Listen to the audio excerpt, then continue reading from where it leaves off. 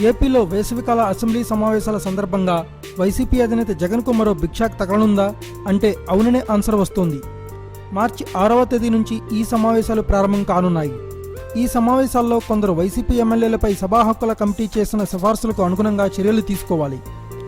గత అసెంబ్లీ సమావేశాల్లో కొందరు వైసీపీ ఎమ్మెల్యేలు స్పీకర్పై కాగితాలు పుస్తకాలు విసిరేశారని, మార్షల్స్పై దాడి చేశారని, అసెంబ్లీ కార్యదర్శి సహా సిబ్బందితో దురుసుగా వ్యవహరించారని ఫిర్యాదులు వచ్చాయి. వీరిపై సభా హక్కుల కమిటీతో విచారణ చేయించి వీడియో ఫుటేజీల పరిశీలన తర్వాత మొత్తం 12 మంది ఎమ్మెల్యేలు క్రమశిక్షణ తప్పినట్లు సభా హక్కుల కమిటీ చెప్పింది. వీరిలో 7 ఎమ్మెల్యేలు విచారం వ్యక్తం చేశారు.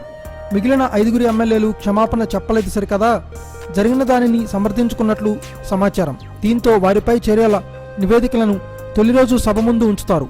తర్వాత వారిపై ఏం చర్య తీసుకోవాలో సభ నిర్ణయిస్తుంది. ఈ 5 చెవిరెడ్డి భాస్కర్ రెడ్డి, ఆళ్ల రామకృష్ణారెడ్డి, శ్రీనివాసులు, సునీల్ కుమార్, ముత్యాల నాయుడు ఉన్నారని అంటున్నారు.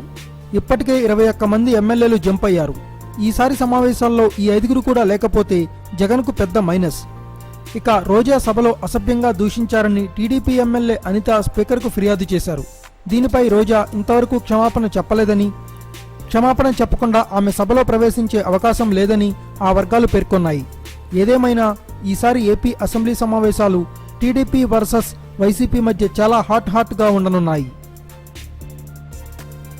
Thanks for watching. Please subscribe our channel.